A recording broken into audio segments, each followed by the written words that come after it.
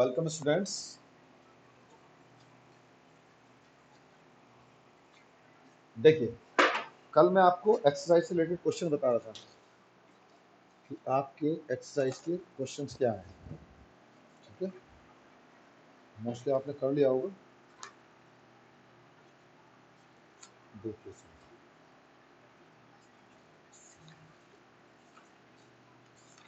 अब जिसमें कल आपको करा रहा था,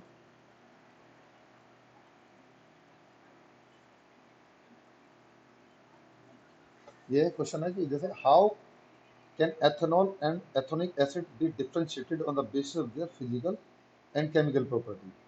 फिजिकल प्रॉपर्टीज में आप क्या देखेंगे?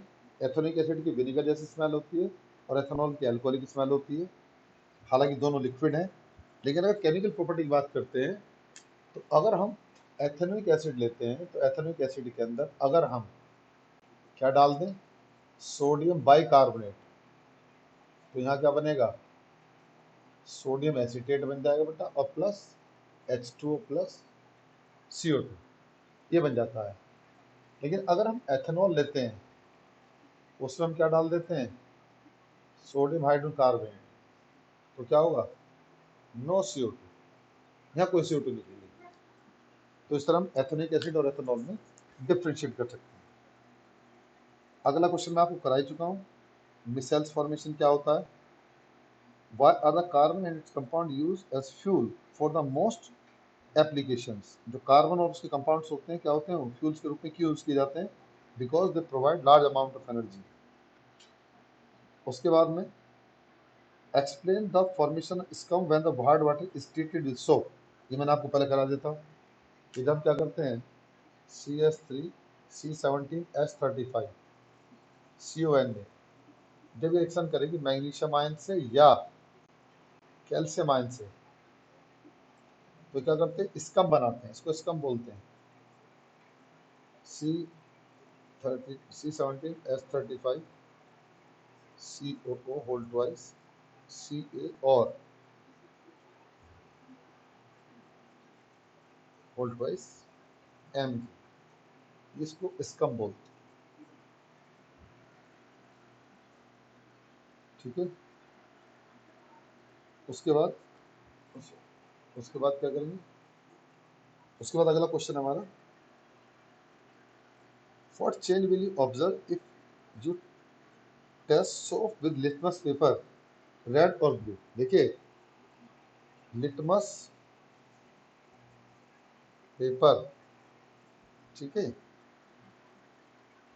अगर आप क्या करते हैं, लिटमस पेपर को देखते हैं साबुन के साथ, तो जो हमारा क्या होगा? Red litmus become blue. क्यों? क्योंकि जो सोप होती है ये बेसिक नेचर में होने के कारण जो रेड लिटमस होगा उसे लगाओगे तो ब्लू कलर का हो जाएगा। What is hydrogenation? बताते हैं, जब आप अनसैचुरेटेड कंपाउंड्स को हाइड्रोक्सिलेशन करते हैं तो सैचुरेटेड कंपाउंड्स में कन्वर्ट हो जाता है, इसको बोलते हैं हाइड्रोजनेशन। जैसे मान लीजिए आपने CH2 डबल बॉन्ड CH2 लिया, हाइड्रोक्सिलेशन करा दी, निकल की प्रेजेंस में हीट कर दिया, ये निकल के बाद CH3 सिंगल बॉन्ड CH3, ये अनसैचुरेटेड है, क्या बनेगा? सैचुरेटेड बन जाता है। अब इन्होंने कहा इंडस्ट्रियल पर्पज में क्या है, जब आप ऑयल को लेते हैं, हाइड्रोक्सिलेशन कराते हैं इन प्रेजेंस ऑफ निकल और हीट करते हैं तो फैट में कन्वर्ट हो जाता है, इसको बोलते हैं हाइड्रोजनेशन ऑफ ऑयल। ये फैट में कन्वर्ट हो जाएगा, इसके सॉरी इंडस्ट्रियल एप्लीकेशन होते हैं।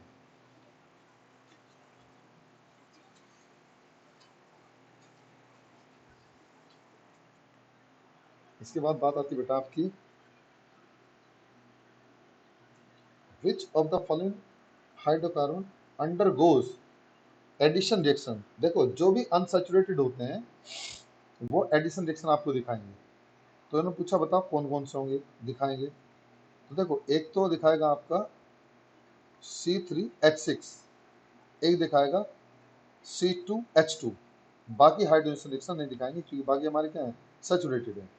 तो आप लिख देंगे C3H6, समझ लीजिएगा, CH3 CH double bond CH2। जब हाइड्रोजन रिएक्शन कराओगे निकेल के प्रेजेंस में तो क्या बनाएगा, CH3 CH2 CH3, ये अनसैचुरेटेड है और इससे क्या बन जाएगा, इससे सैचुरेट बन जाता है। उसके बाद अगर हम बात करते हैं C2H2, ये एथाइन गैस होती है, जब रिएक्शन करेगी हाइड्रोजन के साथ निकेल की प्रेजेंस में तो CH3 सिंगल बॉन्ड CH3 बनाता है, ठीक है ना। उसके बाद give a test that can be used to differentiate between the saturated and unsaturated carbon. आपको सैचुरेटेड और अनसैचुरेटेड कार्बन के बीच किसके बीच में डिफरेंशिएट करना है, सैचुरेटेड और अनसैचुरेटेड हाइड्रोकार्बन्स के। तो अनसैचुरेटेड और सैचुरेटेड हाइड्रोकार्बन्स में आपको डिस्टिंग्विश करने के लिए ब्रोमीन टेस्ट आता है। हम क्या करते हैं, ब्रोमीन टेस्ट करते हैं। ब्रोमीन टेस्ट से हम पता कर लेते हैं कंपाउंड हमारा सैचुरेटेड है या अनसैचुरेटेड है। चूंकि जो हमारे अनसैचुरेटेड कंपाउंड्स होते हैं वो ब्रोमीन के साथ वो ब्रोमीन का कलर उड़ा देते हैं, और अगर जो सैचुरेटेड होते हैं ब्रोमीन का कलर नहीं उड़ाते। इस तरीके से हम क्या कर सकते हैं, हम डिफ्रेंशिएट कर सकते हैं सैचुरेटेड और अनसैचुरेटेड के बीच में। जैसे एक लिया हमने इथेन,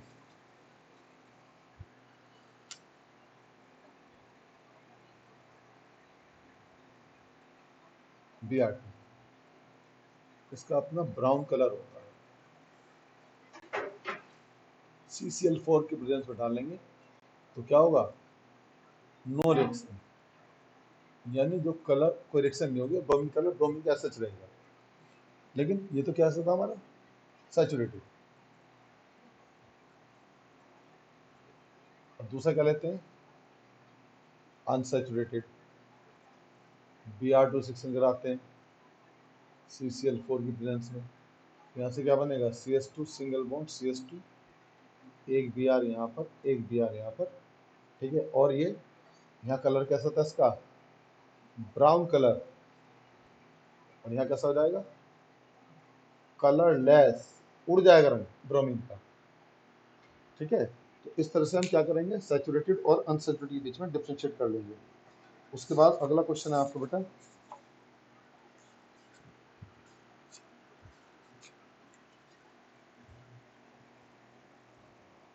उन्होंने बताया explain the mechanism of cleaning action of soap.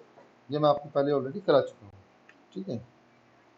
तो अब आपका ये मैटर इस चैप्टर का यहाँ खत्म हुआ, ठीक है जी। अब हम इसके बाद बात करते हैं आपकी नेक्स्ट चैप्टर के बारे में, और अब आपका ये लास्ट चैप्टर होगा। उसके बाद आपका कोर्स इसका केमिस्ट्री का कंप्लीट हो जाएगा, बाकी सारा मैं करा चुका हूँ पहले। तो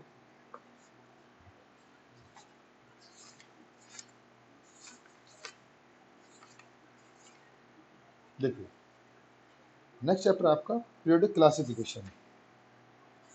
इस चैप्टर को आप अगले साल भी पढ़ेंगे, ठीक है।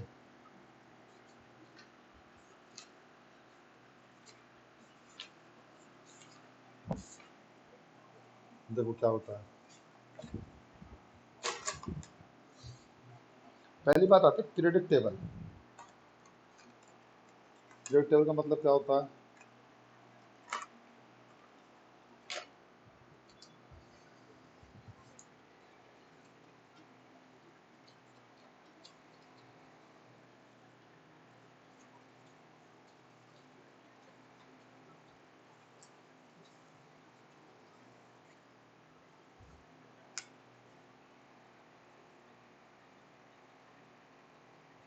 Periodic table. पीरियोडिक टेबल आपको बहुत हेल्प करती है जब आप इनऑर्गेनिक केमिस्ट्री पढ़ते हैं। यानी इनऑर्गेनिक केमिस्ट्री में सबसे बड़ा रोल जो होता है वो पीरियोडिक टेबल का होता है। अगर आपको पीरियोडिक टेबल समझ में आ गई तो फिर आपको बाकी सारी चीज़ समझने में कोई दिक्कत नहीं होगी। देखिए कैसे, तो सबसे पहली बात पीरियोडिक टेबल है क्या। देखिए, पीरियड टेबल का मतलब होता है the arrangement of known element according to their properties in a tabular form is known as period table. यानी एक ऐसा अरेंजमेंट जिसमें हम एलिमेंट को उनकी प्रॉपर्टी के अनुसार एक टेबल की फॉर्म में रखें, वो हमारा क्या कहलाएगा, उसको हम पीरियड टेबल बोलते हैं। अब पीरियड टेबल में आपने देखा होगा ऐसे इस तरह की पीरियड टेबल होती है, ऐसे पीरियड टेबल में ये चीज तो कहलाती है पीरियड, इनको पीरियड बोलते हैं, और इनको बोलते हैं ग्रुप, ये ग्रुप कहलाते हैं। तो पीरियड टेबल का मतलब क्या हुआ, फिर समझ लीजिएगा, the arrangement of known element according their properties in a tabular form is known as period table. यानी एक ऐसा अरेंजमेंट जिसमें हम उन एलिमेंट को उनकी प्रॉपर्टी के अनुसार एक टेबुलर फॉर्म में रखते हैं, वो हमारी पीरियड टेबल कहलाती है। अब पीरियड टेबल में पीरियड और ग्रुप का मतलब क्या होता है, वर्टिकल कॉलम आपको दिखाई दे रहे हैं column, vertical column in period table is known as group and horizontal row, ये आपको हॉरिजॉन्टल रो दिखाई दे रही है, that is known as period, उनको हम पीरियड बोलते हैं। समझिए फिर दोबारा कि जो हमारी वर्टिकल कॉलम्स होते हैं वो क्या कहलाएंगे हमारे, उनको हम ग्रुप बोलेंगे, और जो हॉरिजॉन्टल रो होती है हमारी, वो हमारे पीरियड कहलाते हैं। जो हमारी मॉडर्न पीरियड टेबल है उसमें 7 पीरियड है और 18 ग्रुप हैं, यानी पीरियड इज इक्वल टू 7 है टोटल, और ग्रुप इज इक्वल टू क्या है, 18। हालांकि हम पहले उनको पढ़ते हैं जो शुरू में बात आई थी। अब शुरू में बात क्या आई थी, शुरू में बात ये आई जब पहले सबसे पहले इसके एलिमेंट के बारे में डिस्कवरी हुई, तो बात आई कि भाई इनके लिए हम एक ऐसी व्यवस्था बनाएं ताकि हम उनकी प्रॉपर्टी के एलिमेंट को अच्छी तरीके से समझ सकें। तो उसके लिए सबसे पहले डोबर्नियर आए। डोबर्नियर एक साइंटिस्ट थे, उन्होंने कहा कि हम क्या करते हैं, एलिमेंट को तीन तीन के क्रम में लगाते हैं। जैसे उन्होंने क्या, फ्लोरीन, क्लोरीन और ब्रोमीन। उन्होंने कहा कि हम तीन तीन एलिमेंट को लगाएंगे, इस तरह लगाएंगे कि जो तीन एलिमेंट को लगाएंगे तो बीच वाला एलिमेंट होगा उसका एटॉमिक मास बाकी दो एलिमेंट का एवरेज होगा, यानी atomic mass of Cl will be equal to atomic mass of fluorine plus atomic mass of bromine divide by 2। यानी जो बीच वाला एलिमेंट था उसका एटॉमिक मास बाकी दो एलिमेंट का एवरेज होगा, ये डोबर्नियर ने बताया। अब इसके बारे में होती चली बात करते रहे, अब कहने लगे तीन तीन एलिमेंट को हम कहाँ याद रखते फिरेंगे, और ऐसे कैसे याद करेंगे, मैं दो बाकी दो जो बीच वाला एलिमेंट है उसका जो एटॉमिक मास है बाकी दो का एवरेज होगा, तो बड़ी लफड़ा हो जाएगा। तो उन्होंने कहा हम इसको बात अच्छी नहीं मानते, तो उन्होंने इस बात को डिस्कार्ड कर दिया। ये शुरू की बात थी। उसके बाद न्यूलैंड आए, न्यूलैंड ने अपना ऑक्टाव रूल दिया। न्यूलैंड ने कहा कि जो हम जब एलिमेंट को रखते चले जाते हैं पीरियड टेबल में, तो जो हर आठवां एलिमेंट होता है उसकी प्रॉपर्टी क्या होती है, हर आठवें एलिमेंट की प्रॉपर्टी पहले वाले एलिमेंट से मिलती है। यानी हर बार क्या होता है, सेम प्रॉपर्टी के एलिमेंट आते चले जाते हैं, और हम ऐसे आठ आठ के ग्रुप में लगा सकते हैं। उसको भी मना कर दिया गया कि नहीं, हम कहाँ से लगाएंगे, क्या करेंगे, क्या है क्या नहीं। तो इसके बाद में क्या हुआ, मेंडलीव आए। मेंडलीव ने सबसे पहली बात बताई, जो मेंडलीव थे इनका सबसे बड़ा योगदान था किसमें, पीरियड टेबल में। मेंडलीव ने कहा कि जो एलिमेंट होते हैं उनकी प्रॉपर्टी को हम डिस्कस करेंगे, तो उन्होंने कहा था the physical and chemical properties of element are periodic function of their atomic masses. यानी जो एलिमेंट्स होते हैं उनकी जो प्रॉपर्टीज होती हैं वो उनके एटॉमिक मास के ऊपर डिपेंड करती हैं। इसको बोलते हैं मेंडलीव पीरियडिक लॉ। समझ में आया? तो क्या बात समझ में आ गई, मेंडलीव पीरियडिक लॉ क्या कहलाता है।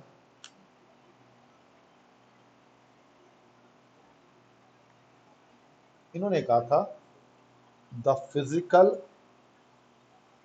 And chemical properties of element are periodic function of their atomic masses। यानी जो एलिमेंट की फिजिकल और केमिकल प्रॉपर्टीज होती हैं उनके एटॉमिक मास के ऊपर डिपेंड करती हैं, ये उन्होंने कहा था। इसको बोलते हैं मेंडलीव पीरियोडिक लॉ। कोई बात नहीं, उन्होंने बता दिया, बात मान ली गई, ठीक है। यानी उन्होंने कहा कि एलिमेंट को हम क्या करें, एटॉमिक मास के क्रम में रखते चल जाएं, टेबल में टेबल बन जाएगी। जब मेंडलीव ने बात की तो लगभग उस टाइम 63 एलिमेंट वर नॉन। कितने एलिमेंट थे? 63। उन्होंने क्या किया, पीरियड टेबल में उनको लगाते चले गए, ठीक है। जब लगाए तो उन्होंने कुछ जगह खाली छोड़ दी, कुछ जगह उन्होंने रखा प्रॉपर्टी के अनुसार। तो अब ये तो इनका लॉ हो गया। अगर आपसे पूछे what is the Mendeleev periodic law, तो आप बताएंगे the physical and chemical properties of element are periodic function of their atomic masses. अब बात आती है advantages of Mendeleev periodic table. Mendeleev periodic table से क्या एडवांटेज थे? तो number 1, systematic study of element. By Mendeleev periodic table it become very easy to study the properties of element. यानी हमने क्या किया, जब एलिमेंट पीरियोडिक टेबल बनाई तो उससे सिस्टमैटिक हमारा अरेंजमेंट हो गया एलिमेंट का, और हमें आसानी हो गई एलिमेंट के बारे में उनकी प्रॉपर्टी को एक्सप्लेन करने के लिए। तो पहला फायदा तो ये था। दूसरा फायदा क्या? नंबर 1, तो अगर हम बात करते हैं एप्लीकेशन या characteristics of Mendeleev periodic table. Number 1, systematic study, systematic study of element. तो इससे क्या हुआ, हमें सिस्टमैटिक स्टडी होगी, सिस्टमैटिक स्टडी ऑफ एलिमेंट आ गया। Number 2, correction of atomic masses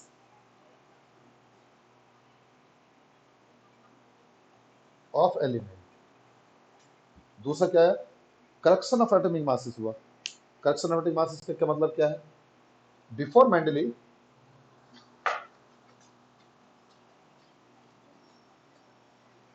देखो समझ में आ गई बात। अब नंबर 2, करेक्शन में क्या बात आई, यानी before Mendeleev atomic mass of BE यानी beryllium were regarded 13.9, but he corrected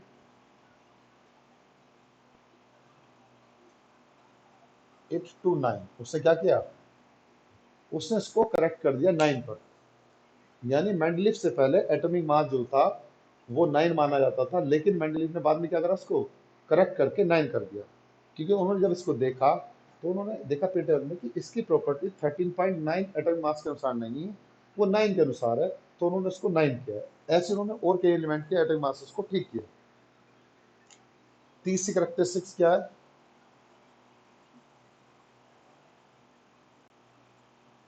prediction of new element.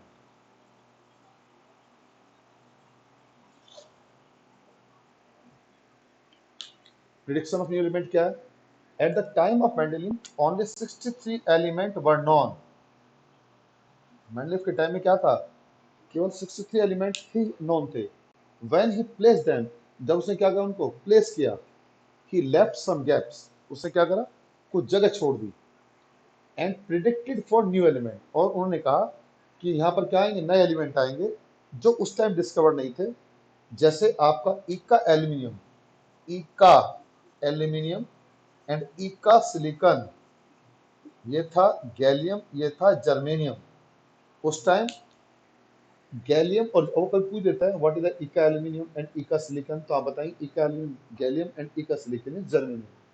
तो before Mendeleev only 63 element were non, but when he placed them in periodic table in order of increased atom mass, he left some gaps and predicted for new element। उन्होंने कुछ जगह छोड़ दी और नए elements की भविष्यवाणी की। बाद में जब एलिमेंट आए, जब डिस्कवरी की, तो वो उन्हीं के अनुसार था जो उन्होंने जगह वहां पर छोड़ रखी थी। तो ये तो उनके फायदे थे मेंडलीव पीरियोडिक टेबल के। अब इनके फायदे तो मान लीजिए 3 हुए, नुकसान इनके 6 थे। सपोज करिए अब आते हैं drawbacks of Mendeley period table. Drawback क्या है बेटा?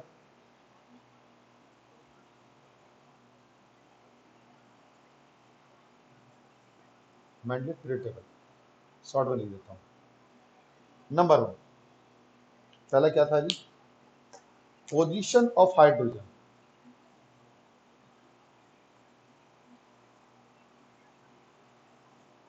वर नॉट एक्सप्लेन। पहली बात तो मेंडलीफ ने हाइड्रोजन की पोजीशन को एक्सप्लेन नहीं किया कि पीरियड टेबल में हाइड्रोजन कहां पर आना चाहिए। जहां पर हाइड्रोजन चाहिए उन्होंने उसके बारे में कुछ भी बात नहीं बताई, जो कि उनको बताना चाहिए था। तो first of all they could not explain the position of hydrogen in period table.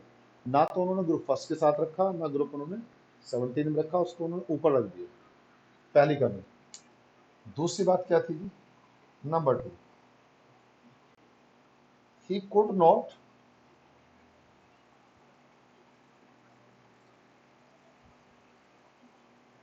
Give separate position to isotope. भाई जब आपने एटॉमिक मास के अनुसार टेबल बनाई है, तो जैसा आप आइसोटॉप्स लेते हैं, सपोज कीजिए आपने कार्बन लिए 6 12 6 13 6 14, तो कार्बन का आइसोटॉप होगी इनका एटॉमिक मास 12 13 14। तो जब एटॉमिक मास के अनुसार टेबल बना रहे थे, उनको आपको क्या करना चाहिए था? अलग अलग जगह रखना चाहिए था। आपने क्या किया? आपने उनको अलग अलग जगह नहीं रखा, एक ही जगह रख दिया। तो ये भी क्या है? आपकी गलती है। जब आपने एटॉमिक मास के अनुसार टेबल बनाई, तो सारे आइसोटॉप्स को क्या मिलनी चाहिए थी? अलग अलग जगह रखनी चाहिए थी। उन्होंने क्या करा? सबको एक जगह रख दिया, तो वो आइसोटॉप्स को सही पोजीशन नहीं बता सके। Number three, at some places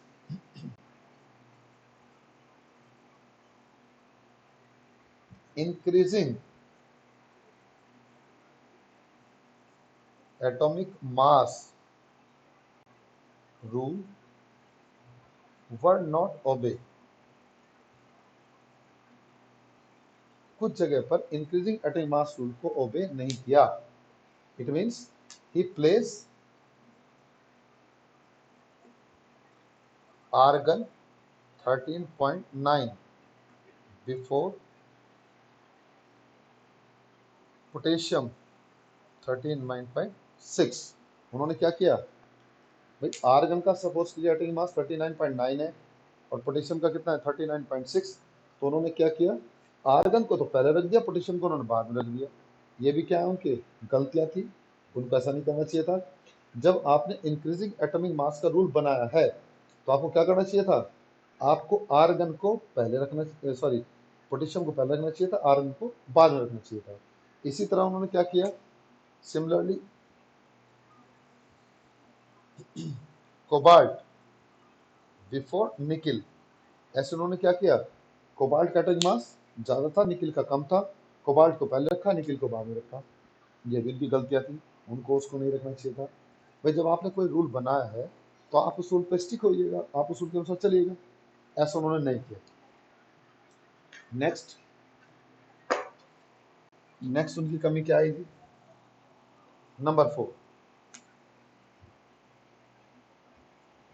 he could not accommodate the lanthanide and actinoid in main body of periodic table। भाई जब आपने periodic table बनाई थी, तो आपको जितने भी एलिमेंट आपको पता थे, आपको सबको क्या करना चाहिए था? सभी को आपको रखना चाहिए था। किसमें? पीरियड टेबल में। लेकिन आपने क्या किया? आपने लेंथेनॉइड और एक्टिनॉइड है 14 एलिमेंट, उनको आपने क्या कर दिया? नीचे उठा कर रख दिया। 14 एलिमेंट लेंथेनाइड्स के और 14 एलिमेंट एक्टिनॉइड्स के। लेंथेनाइड के कौन से होते हैं? सीरियम से लेकर के Lu71 तक, ये तो कहलाते हैं लेंथेनॉइड। और उसके बाद TH90 से लेकर के Lr आपका 103 तक, ये कहलाते हैं सॉरी एक्टिनॉइड। इनको एक्टिनॉइड बोलते हैं। एक लेंथेनॉइड, दूसरे क्या हो हमारे? एक्टिनॉइड्स। इनको भी वो नहीं बता पाए कि भाई हमने इनको मैन बॉडी में क्यों नहीं रखा, जबकि इनको इसको मैन बॉडी में रखना चाहिए था। ठीक है। कुछ जगह क्या किया उन्होंने, जो सिमिलर एलिमेंट थे उनको तो अलग कर दिया, जैसे आपका गोल्ड हुआ, कॉपर हुआ, सिल्वर हुआ, इनको साथ रखना चाहिए था, लेकिन उन्होंने क्या कर दिया, इनको अलग रख दिया।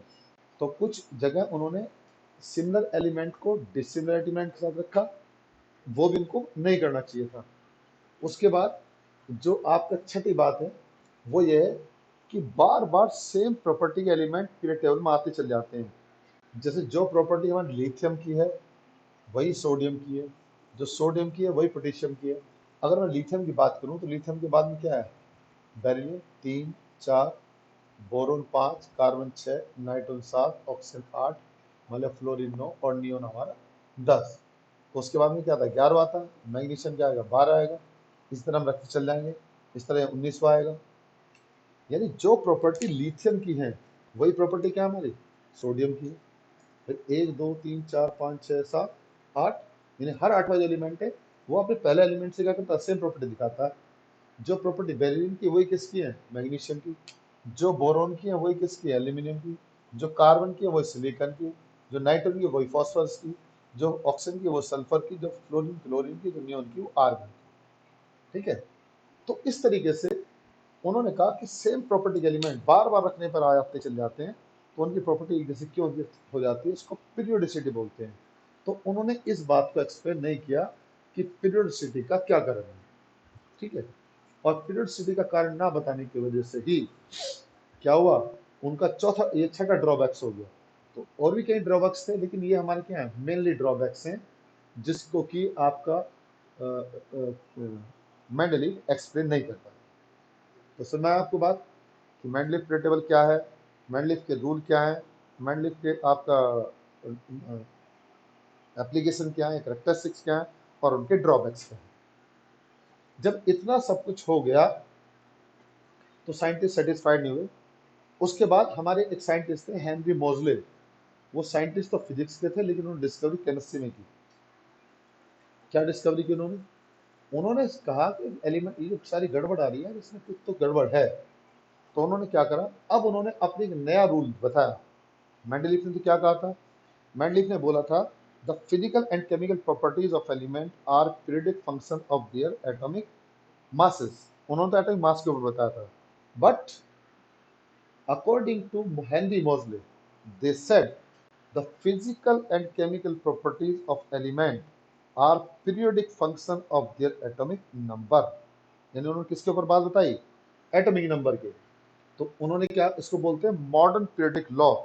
तो मॉडर्न पीरियडिक लॉ क्या है, अब जब पीरियड पढ़ते हैं वो हम मॉडर्न पीरियड के बारे में पढ़ते हैं, ज्यादा मैंडलिव के बारे में नहीं पढ़ते। अब तो हमारे मॉडर्न आ गए। तो मॉडर्न में क्या कहते हैं, मॉडर्न ने बोला था the physical and chemical properties of element are periodic function of their atomic number. तो उन्होंने बजाय एटॉमिक मास के एटॉमिक नंबर को प्रीफर किया। और जब उन्होंने ऐसा किया तो इसमें जितनी जो आपकी प्रॉब्लम थी वो अधिकतर सॉर्ट आउट होगी केवल दो के कारण। तो उन्होंने जो बताया था कि भाई हमने क्या करा, आर्गन को पहले रखा, पोटेशियम को बाद रखा, सही है। आर्गन का नंबर 18 एटॉमिक नंबर, इसका 19, कोबाल्ट का 27, निकल का 28, ठीक हो गया, कोई दिक्कत नहीं है। ठीक है। और हमने सारे आइसोटॉप्स को एक जगह रख दिया, जब एटॉमिक नंबर पे है तो हम आइसोटॉप्स को एक जगह रख सकते हैं। ठीक है। बाकी था बाकी जो मेन दिक्कत आई वो कहाँ पर है, वो आज भी कमी है हमारी। वो क्या है कि could not accommodate lanthanoid and actinoid in the main body. ये एक प्रॉब्लम आज भी है, आज भी पीरियड टेबल में ये डिफॉल्ट है। अगर आप इसको ठीक कर देंगे तो नोबेल प्राइज अगला आपको मिल जाएगा।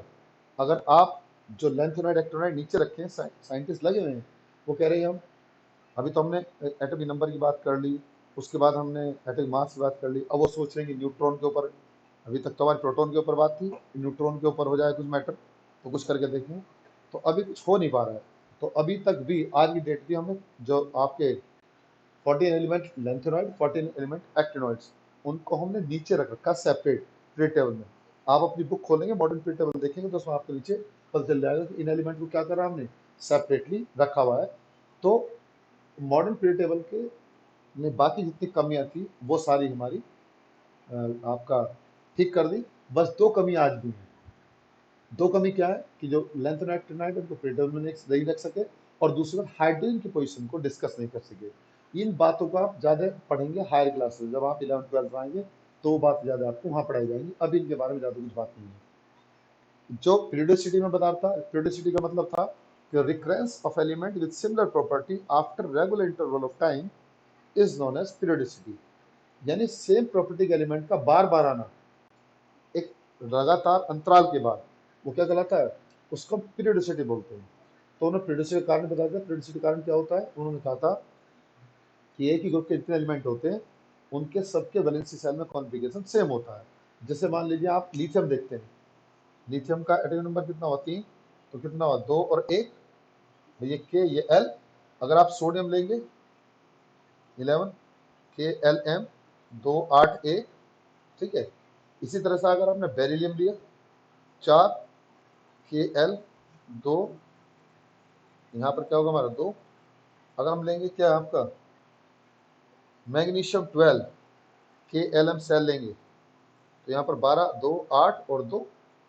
तो एक ही ग्रुप के एलिमेंट जो होते हैं उनके लास्ट वाले सेल में कॉन्फ़िगरेशन सेम होता है, उनकी प्रॉपर्टी भी सेम होती है। तो उन्होंने इस बात को एक्सप्लेन कर दिया, ठीक है। बस आज आप इतने पढ़ेंगे, बाकी आपको कल बताएंगे। Okay bye.